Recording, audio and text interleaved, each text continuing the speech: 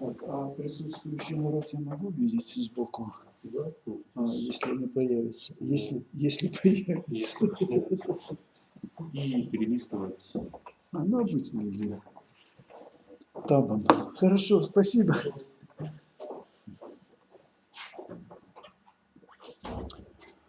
Well, good afternoon, everybody. I apologize for some delay. It depends on some technical problems. So, now we'll discuss ambulatory management of arterial hypertension. I want to remind you, and you'll recollect your knowledge about the definition of the arterial hypertension. We defined it when the systolic blood pressure is 140 or greater, and or diastolic blood pressure of 90 millimeters of mercury or greater, or if the patient takes antihypertensive drugs. So, in any occasion, such definition fulfill our understanding of the arterial hypertension. We distinguish two main groups of the arterial hypertension patients. Essential arterial hypertension, we can define it like primary hypertension or more widespread in our country hypertonic disease. It is characterized by the increased level of blood pressure with no specific cause can be identified.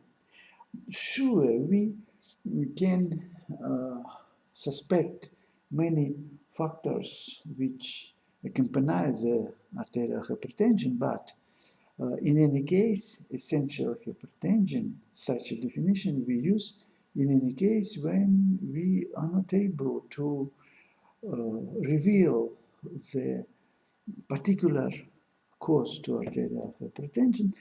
And in another group of the patient, we consider secondary or symptomatic arterial hypertension when a specific cause for increased blood pressure can be revealed and, more important, can be removed. But unfortunately, we can do it in just few cases. Prevalence of hypertension, you see that in developing countries, the prevalence of the arterial hypertension is rather high if we compare the United States statistics and the statistic of India, China, Bangladesh, not so significant, Malaysia. So people living in developing countries is more prone for the development of the arterial hypertension due to many factors, including socio-economical and so on. Remember, please, that nearly 1 in 3 people has high blood pressure. 1/3 of the population, general population, has increased blood pressure. It includes triple paradox. One of this is it is easy to diagnose arterial hypertension, but often remains undetected. It is rather simple to treat, but often remains untreated. And despite availability of potent drugs, treatment all too often is ineffective. Well, the next. Arterial hypertension, unfortunately, is asymptomatic in the majority of the patient and can remain undetected for many years until the fatal complication develop. We speak about the headache. Sure, it's the well-known sign, clinical sign of the arterial hypertension, but isn't it the complete rule for this situation. Usually, if the blood pressure is higher than 200, but it looks rather too late to make a good decision. Okay, so what the routine investigation we use for population of the hypertensive patients?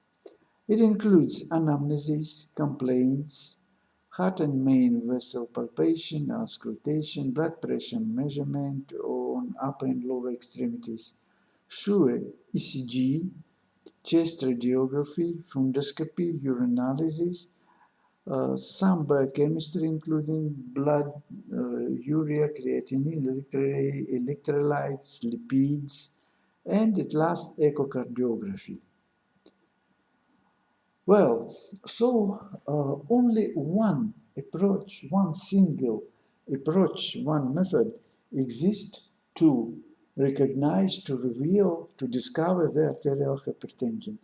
It is to measure blood pressure. You see here, we use such a not so wide spectrum of devices we use for blood pressure measurement. It's the aneroid, the most widespread device, mercury, and electronic blood pressure measurement machine.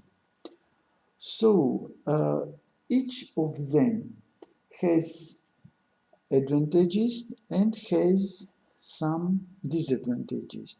So look please.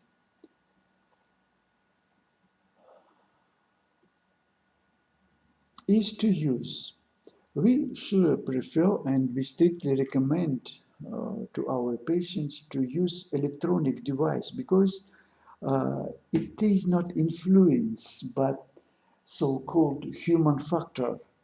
Because to measure the blood pressure precisely, it needs some skill, professional skill. And the electronic device abolish the person of any skill. This device measures blood pressure rather precisely. And the next is aneroid, and the most difficult, most sophisticated is the measurement with the mercury device. But mercury devices look now already practically gone from the medical market and looks rather like some exotical device. Cost, sure. Electronic is the more expensive than mercury device and sure aneroid device. Accuracy. As for accuracy, mercury device is considered like the most accurate. But I see that I'd like to say that electronic device look like the same for accuracy. Aneroid not so precise. And at last, memory. It's some convenience. Electronic device has rather significant electronic memory. You can monitor, you can compare the levels of the blood pressure during the treatment, during the time, and so on. Well, classification.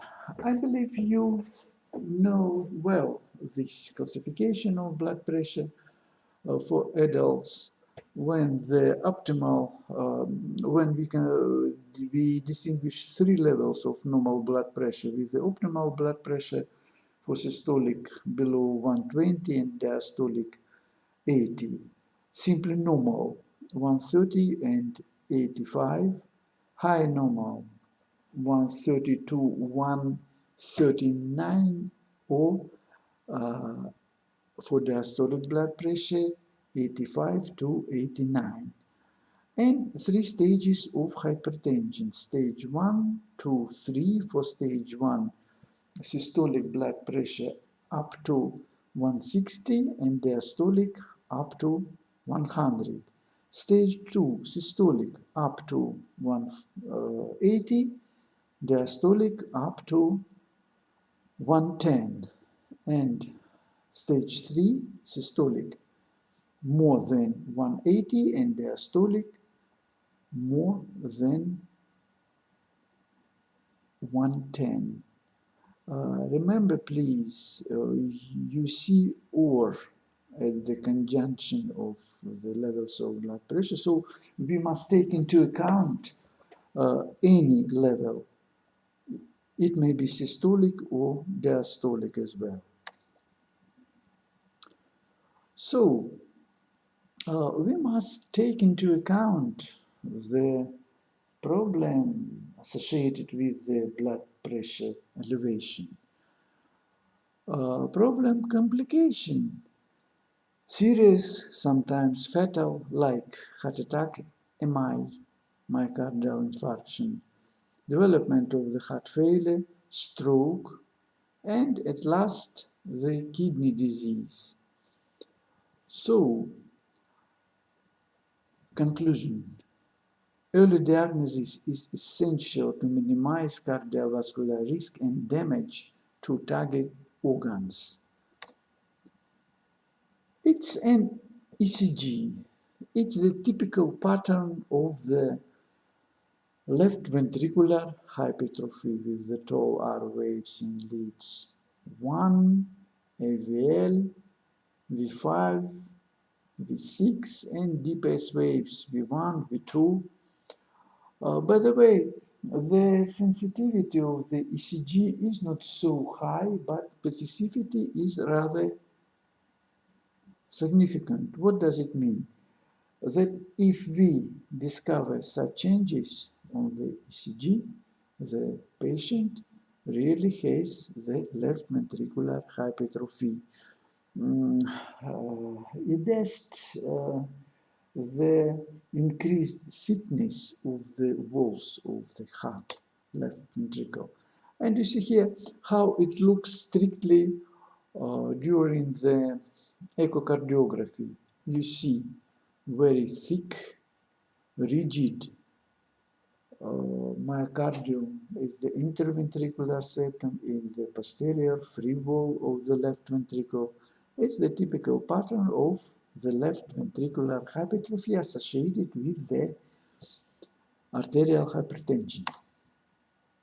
Now, eye grounds in hypertension. Please remember that it's the place, it's the point when we really see the vessels of the brain.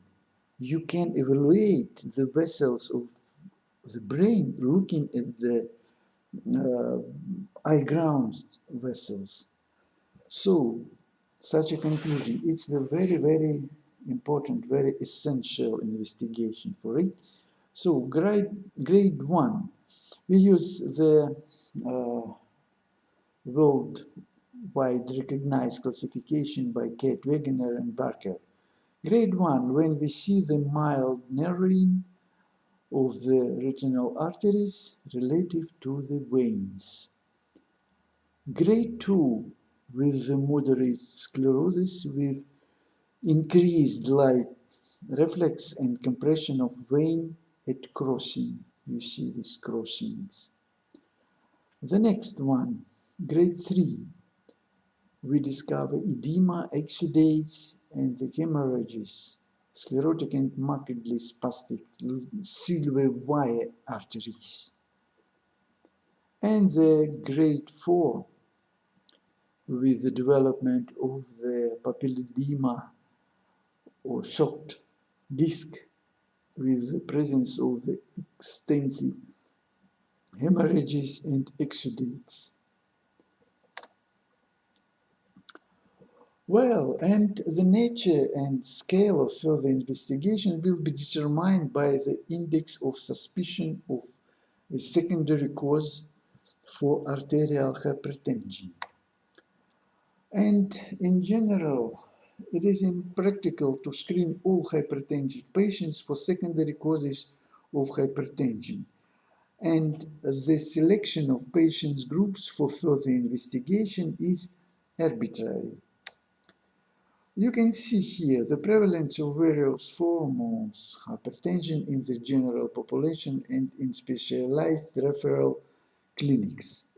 So, if we consider the general population, we conclude the essential hypertension in a little bit more than 90% of the patients, with a rather low percentage of the patients having so-called renal hypertension. At first, we consider the retroparenchymatous diseases and partially maybe renovascular problem.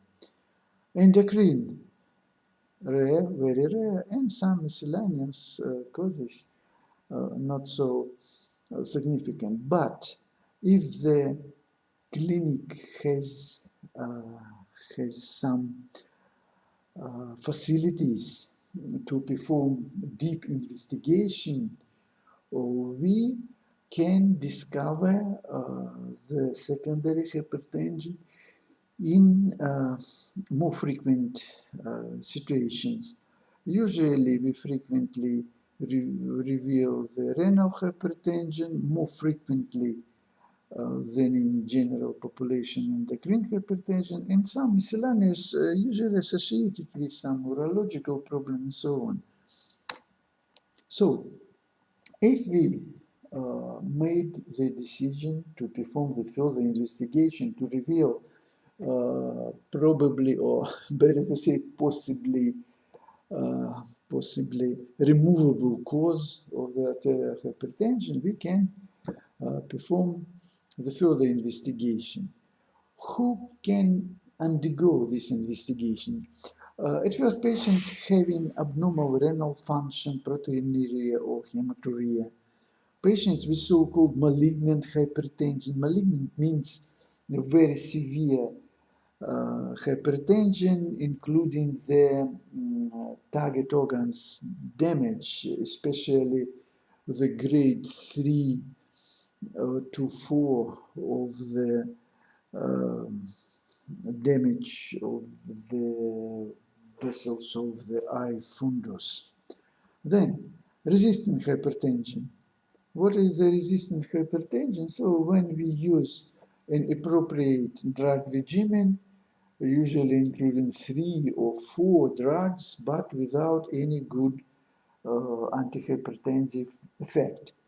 The next one, young patients under 40 years of age, patients with hypokalemia of diuretic therapy. So we speak here about the so-called Cone disease. Cone disease, it is considered like excessive production of aldosterone by the tumor of the suprarenal glands.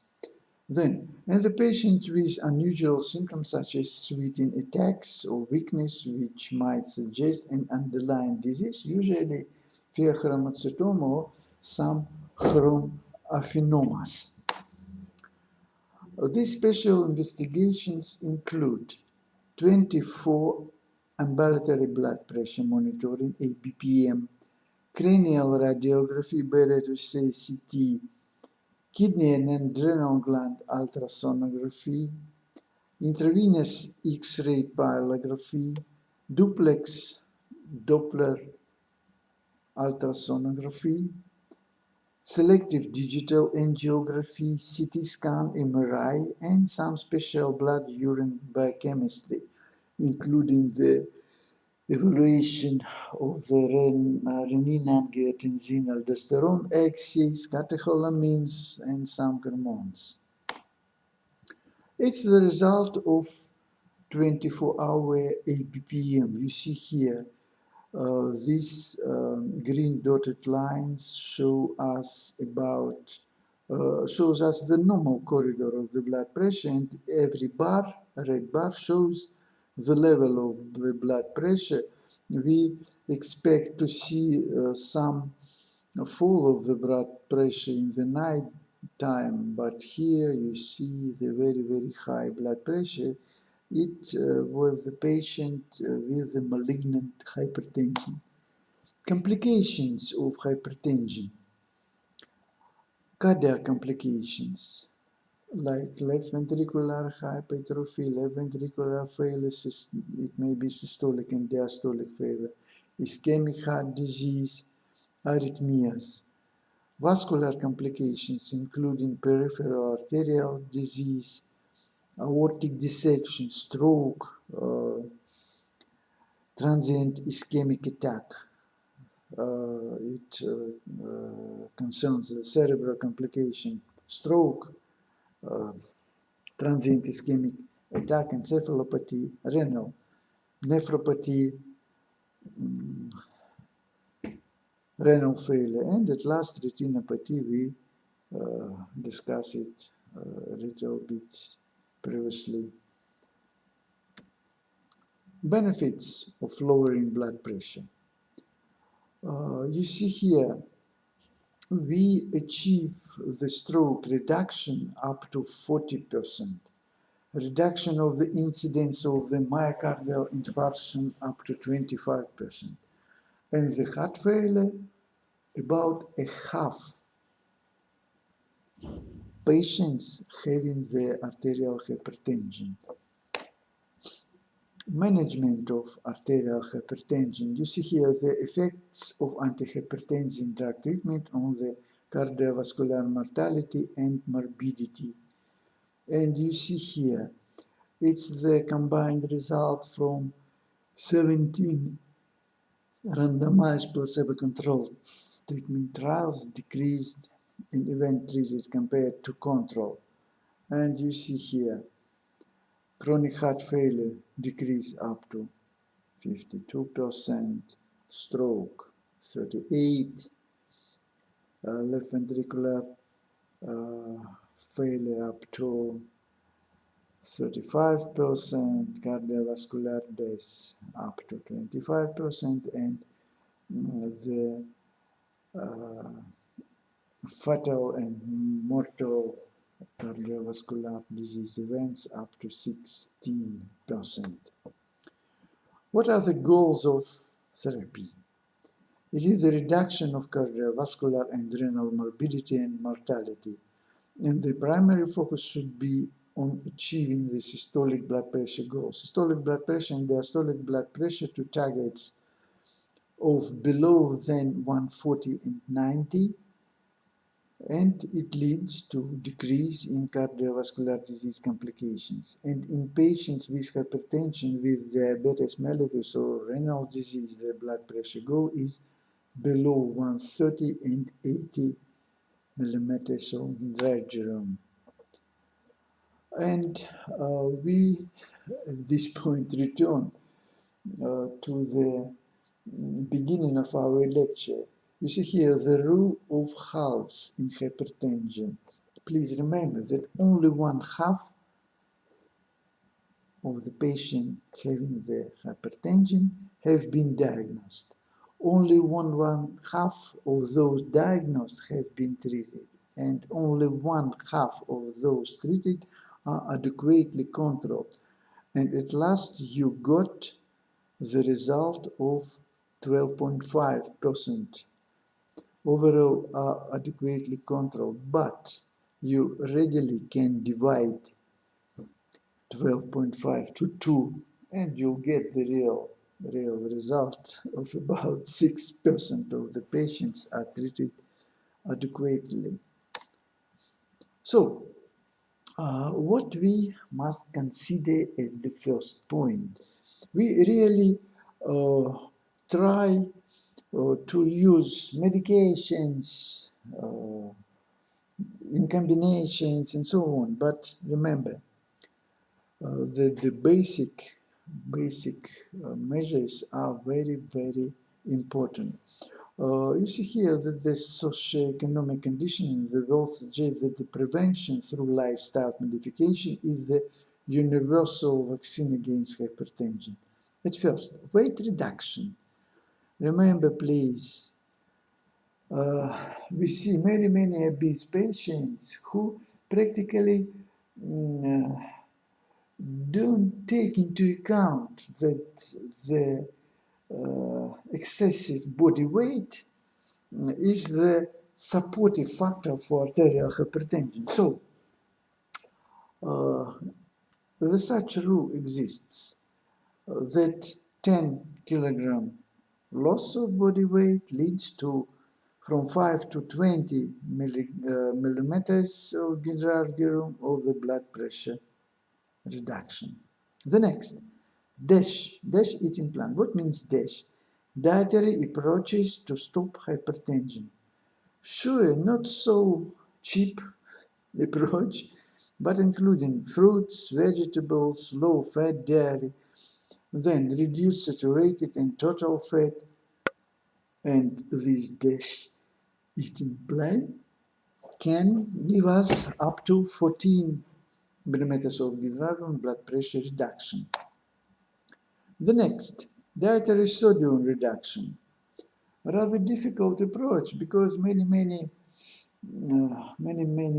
products have the excessive concentration of the sodium chloride, and if the patient can achieve the significant reduction, it's very significant reduction below 6 gram sodium chloride per day.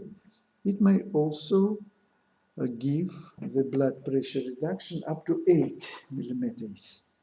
Physical activity, regular aerobic physical activity from 4 to 9 millimeters of blood pressure reduction. The next, smoking cessation. In general, independent chronic effect of smoking on blood pressure is small, or better to say insignificant, but total cardiovascular risk is increased by smoking. So, to give up to smoke, it's the very useful advice for such patients. Well, so, and you see such a fun picture when the doctor says to the obese patient, you've got the blood pressure of a teenager who lives on junk food, TV, and the computer. Remember this rule. Well, what are drugs we consider for treatment? Diuretics, like examples. In general, we have these 3 diuretics we use to treat the arterial hypertension. These are hydrochlorothiazide, indapamide, and chlorthalidone. These drugs act by decreasing blood volume and cardiac output, decrease peripheral resistance during chronic therapy, and drugs of choice in elderly patients. Sure, we must take into account the side effects like hypokalemia, hyponatremia, hyperlipidemia, hyperuricemia. So we must take into account the probable association with GERD.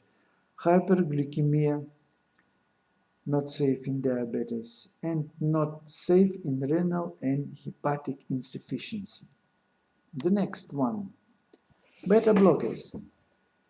We have now the very wide spectrum of beta blockers, but the most effective, the most popular are bisoprolol, metoprolol, and nebivolol.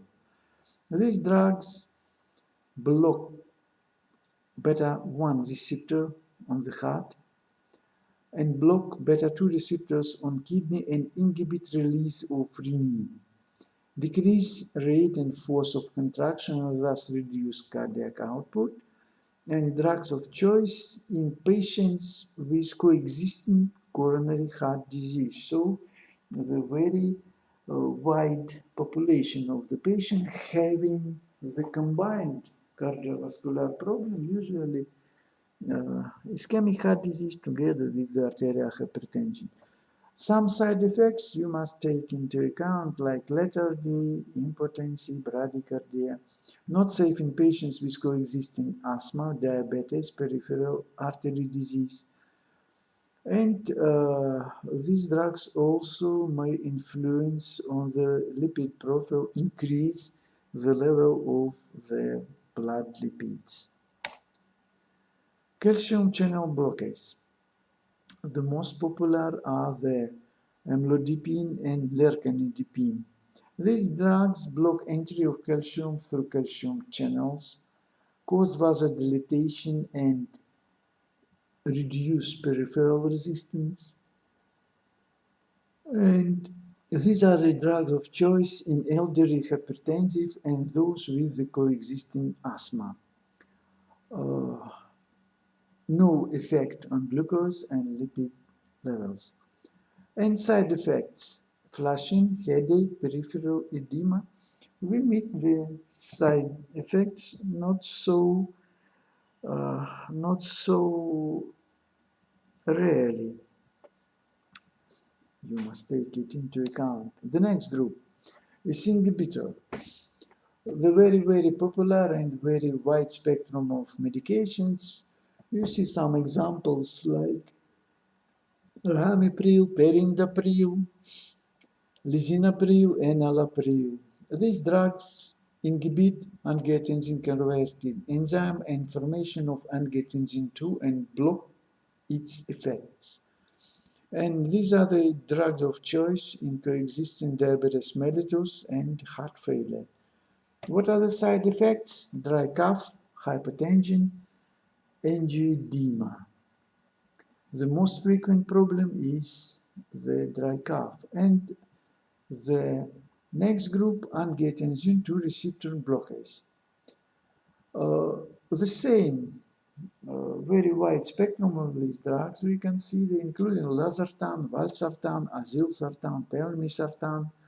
These drugs block the angiotensin II receptor and inhibit effects of angiotensin II. And these are the drugs of choice in patients with coexisting diabetes mellitus. Side effects: these drugs are safer than EC inhibitors. Sometimes hypertension, but these drugs are very popular worldwide. You see here the possible combinations of classes of antihypertensive drugs. And remember, please, that practically all the drugs we can combine with diuretics, with some exclusion of beta blockers. So the combinations may include EC inhibitor, calcium channel antagonist, angiotensin receptor blocker. So in general, the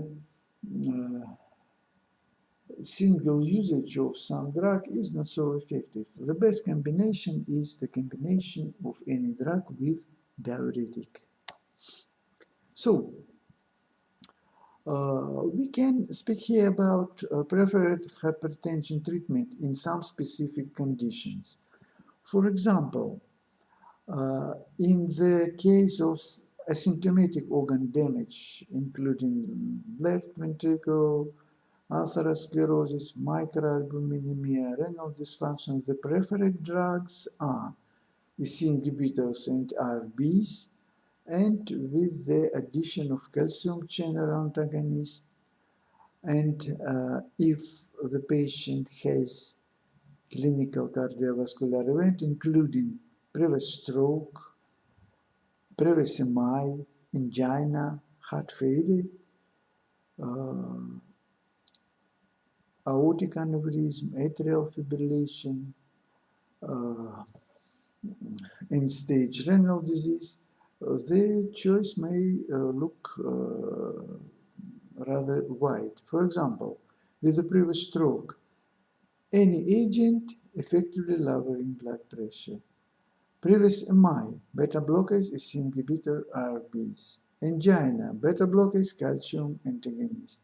Heart failure, diuretics, beta blockers, inhibitor, RB, mineralocorticoid receptor antagonists like spironolactone or eplerenone. Aortic aneurysm, beta blockers. Atrial fibrillation, RBs, inhibitors, beta blockers, or spironolactones. Atrial fibrillation for ventricular rate control, beta blockers, non-dihydropyridine calcium antagonist. End-stage renal disease, proteinuria, S inhibitor, ARBs. Peripheral artery disease, S inhibitor, calcium antagonist. And some other medication, metabolic syndrome, S inhibitor, ARB, calcium antagonist. Isolated systolic hypertension, preferably in the elderly people, diuretic, calcium antagonist. Diabetes mellitus, S inhibitor, ARBs. Pregnancy, metildopa. Metildopa, it's some niche medication, number one for arterial hypertension associated with pregnancy. And for some ethnical groups like diuretics, calcium antagonist. But in general, for improvement of the prognosis of an arterial hypertension, it is more important to decrease a blood pressure level in itself than corrective of medications which are applied for this purpose. What about the polyclinic follow-up? We speak today about ambulatory management of the arterial hypertension. It is important to identify the initial symptoms of complications. It is necessary to visit the district therapist on a regular basis and undergo a series of examinations. Patients with arterial hypertension belong to the third group of dispensary records, as the borderline level of arterial pressure and the presence of weight heredity patients are identified in the second dispensary group. And depending on the severity of the condition, patients should be examined by the therapist at least 2-4 times a year. And the district doctor monitors the effectiveness of the treatment. Now we'll move to ambulatory management of the heart failure. Okay, we'll start as usual from definition. So, the heart failure is a clinical syndrome usually due to left ventricular dysfunction, resulting in acute or chronic symptoms of cardiac pump failure. The most common causes of the heart failure are coronary heart disease, hypertension, alcohol abuse, idiopathic, dilated cardiomyopathy, but in general, you can say any heart disease or any extracardiac disease can induce the heart failure. Incidence and prevalence. The incidence, it is in average 1 in 1,000 population per year and increasing about 10% every year. In elderly patients at the age above 85, incidence is 10 cases per 1,000. And the prevalence ranges from 3 to 20 cases per 1,000 of population and increasing to at least 80 cases per 1,000 in people aged 75 years and over. The next, the male to female ratio is about 2 to 1, and the median age of presentation is 76 years, and the prevalence of heart failure is increasing because of improved treatment of coronary artery disease with the introduction of thrombolysis due to the better surviving of the patient having the myocardial infarction. And sure, the aging population also participate in the prevalence of the heart failure. What are the clinical features? Now you see, the making an accurate diagnosis of heart failure and determining its cause can be difficult, and clinical diagnosis is confirmed to be accurate in approximately half of cases when investigated by echocardiography. So echocardiography is very, very important and very essential to recognize the heart failure. And the likelihood of heart failure in the presence of suggestive symptoms and signs is increased if there is a history of some serious heart disease like myocardial infarction or angina, abnormal ECG, X-ray showing some pulmonary congestion or cardiomegaly. And these symptoms are well known and include shortness of breath on exertion, decreased exercise tolerance, only often simply fatigue, paroxysmal nocturnal dyspnea, we name it also like cardiac asthma, orthopnea, ankle swelling. So the symptoms on the superficial, like we say, the more specific signs are the lateral displaced apex beat. It shows about the dilation of the chambers, elevated jugular venous pressure, third heart sound. Less specific signs include tachycardia, lung crepitation, hepatic enlargement, peripheral edema. Electrocardiogram may show acute ischemia, arrhythmia, left ventricular hypertrophy, left bundle branch block, or Previous MI. And the heart failure is unlikely if the ECG is normal, and the diagnosis should be reconsidered in this situation. And chest X-ray will give us the additional information, including the pulmonary vascular congestion, pulmonary edema, effusions, cardiomegaly as well. You see here the typical pattern of the cardiomegaly due to the enlargement of the left ventricle. We name this situation like the aortic configuration, usually associated with aortic stenosis, more rare with arterial hypertension.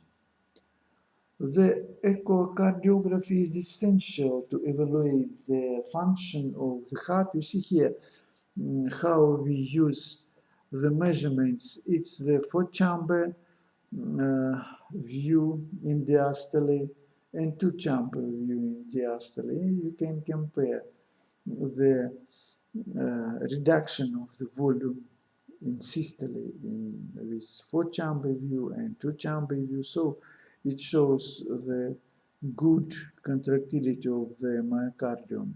I want to repeat, the echocardiography is very, very essential.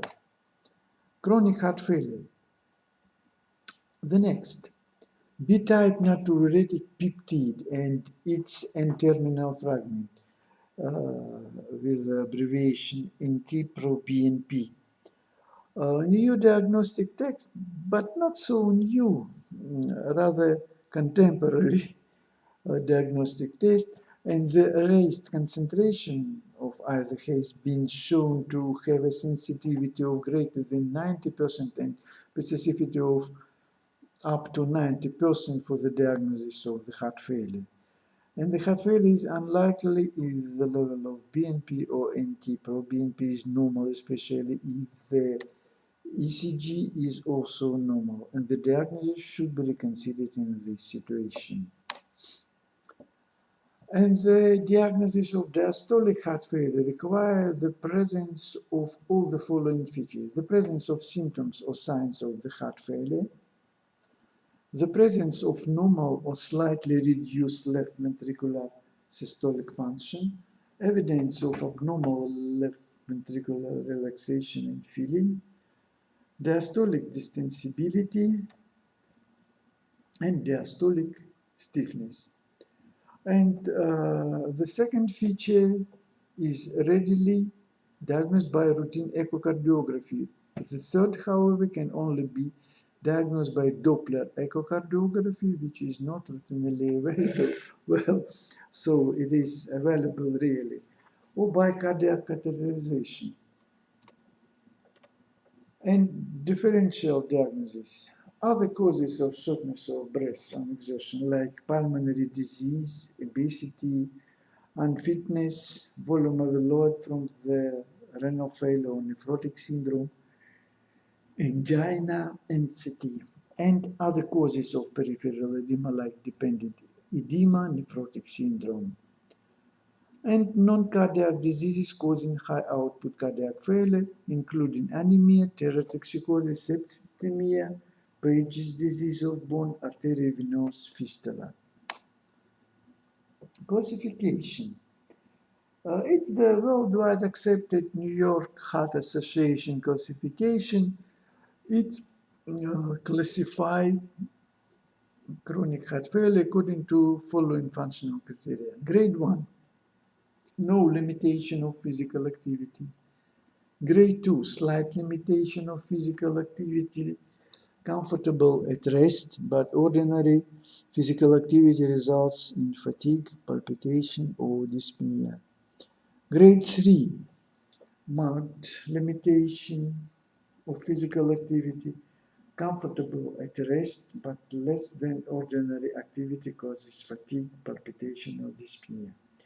And at last, grade 4, unable to carry out any physical activity without discomforts, symptoms of cardiac insufficiency at rest, if any physical activity is undertaken. Management. So you have to manage risk factors, manage coexisting coronary artery disease, avoid aggravating factors like non-steroidal anti-inflammatory drugs, short-acting calcium channel blockers, advise low-salt diet, advise a moderate alcohol intake. Limited fluid intake may be appropriate in advanced heart failure, but care is needed to avoid dehydration. Vaccinated people against influenza annually in pneumococcus as a one-off, as they are at increased risk of infective complications. And consider cardiac rehabilitation, palliative care, and long-term social support if appropriate. Monitoring. It includes a clinical assessment of functional capacity, fluid status, cardiac rhythm, cognitive status, nutritional status, review of medication including need for changes and possible side effects, then serum urea, electrolytes, and creatinine. A discharged patient with heart failure should generally be discharged from hospital only when their clinical condition is stable and the management plan is optimized. And the primary care team, patient, and carer must be aware of the management plan. And supporting patients and carers, management of heart failure should be seen as a shared responsibility between patient and healthcare professional. Drug treatment should be initiated in the following order. EC inhibitor with diuretic if needed for NUHA grades from 1 to 4. Angiotensin II receptor antagonist if intolerant to EC inhibitor. What means intolerance? Usually the appearance of the cough is the very usual complication of the usage of EC inhibitor. Then beta blockers for NUHA grades from 1 to 4. Spironolactones and eplerenone for NUHA grades 3 to 4. And digoxin for NUHA grades 2 to 4, especially when the heart failure is supported by atrial fibrillation.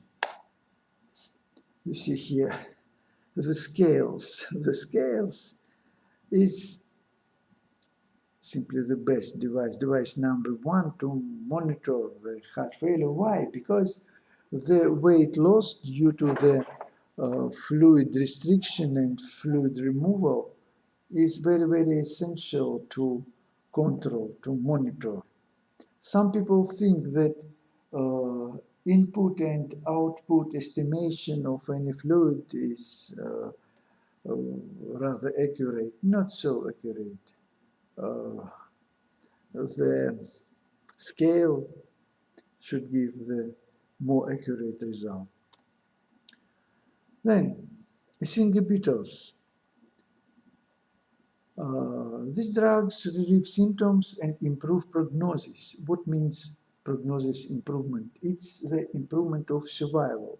And these drugs should be considered in all people with heart failure. EC inhibitors are rather cost-effective. All EC inhibitors are effective in treating heart failure, although most evidence is from clinical trials of enalapril, but it's the class characteristic. Enalapril and all the further generations work in the similar, practically the same manner. Then, treatment with an EC inhibitor alone can be considered in people with NIHA grades from 1 to 2 who don't have symptoms or signs of fluid overload, fluid retention. Diuretics should be added if fluid overload is present. Cough is common in heart failure, but is also caused by an EC inhibitors in a small percentage of people, not so small percentage. So, cough is not a reason to stop an EC inhibitor unless it is a troublesome. Angiotensin II antagonists like candesartan, losartan, valsartan are recommended for people intolerant of an EC inhibitors, especially when that intolerance is due to EC inhibitor induced cough. Diuretics. Diuretics give rapid symptom relief and should be started early in symptomatic people with signs of fluid overload. And their long-term effect on mortality rates and other endpoints when given alone are not known, excluding spironolactone. And EC inhibitor should always be added to diuretic therapy unless contraindicated, as this improves prognosis. Remember, diuretics don't improve prognosis. Loop diuretics are usually preferred to thiazide diuretics. Thiazide may be as effective as loop diuretics in treating edema in people with mild failure who have preserved renal function. And the combination of thiazide with loop diuretics gives a synergetic effect and may be useful in people with severe persistent symptoms. Ensure the close monitoring of electrolytes is required, and such treatment should usually be specialist initiated. Beta blockers.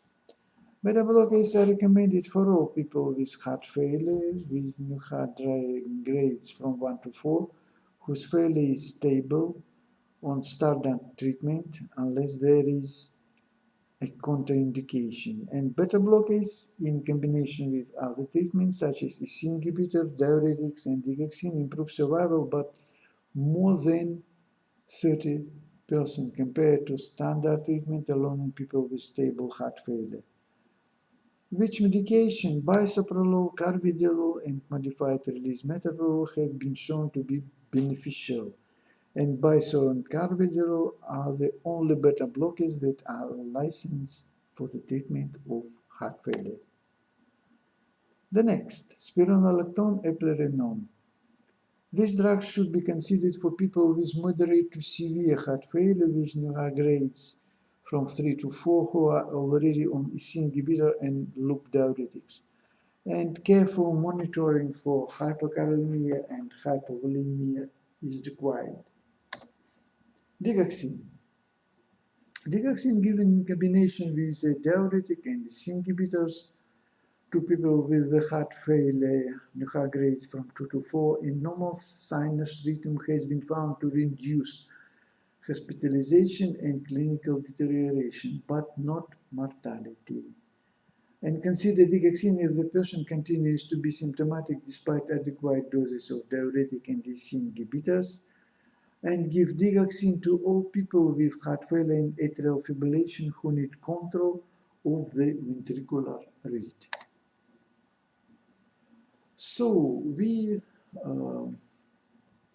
repeat the heart failure treatments with medication types. SC inhibitors expands blood vessels which lowers blood pressure and neurohormonal blockage. ARBs, similar to SC inhibitors, lowers blood pressure. Beta blockers reduces the action of stress hormones and slows the heart rate. Digoxin slows the heart rate and improves the heart pumping function.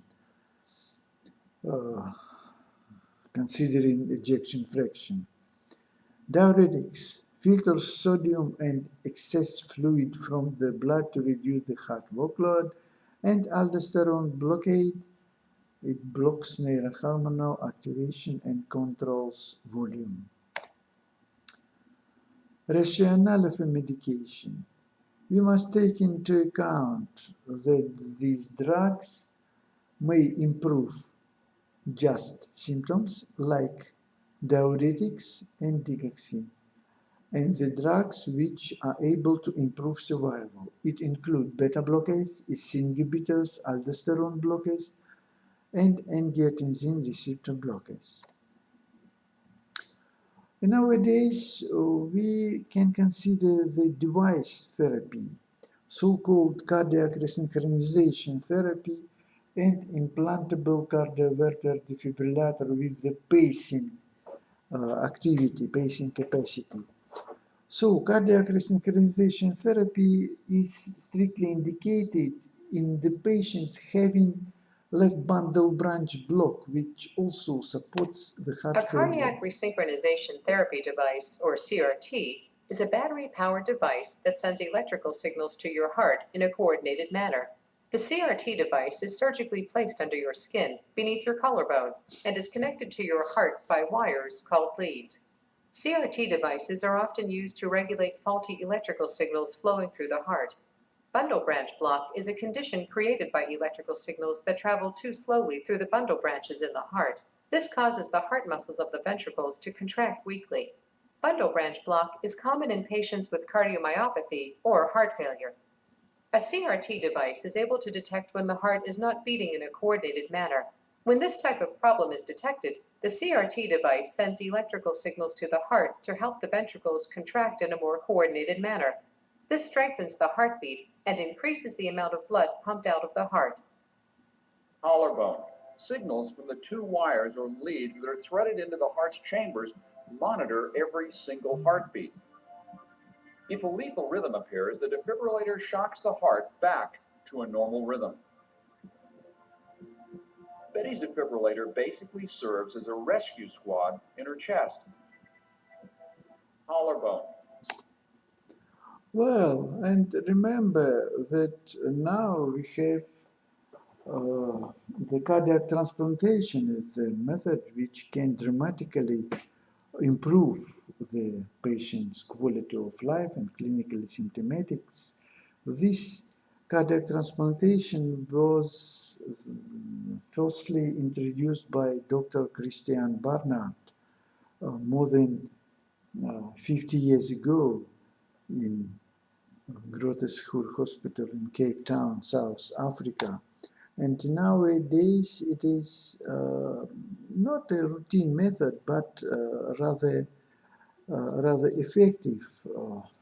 effective procedure, which is indicated for patients having end-stage heart failure. It's the general approach, surgical approach for the heart transplantation. You see here that the recipient has the upper part of his left atrium, and practically the donor's heart, it includes the lower part of the left atrium, right atrium, and sure the ventricles.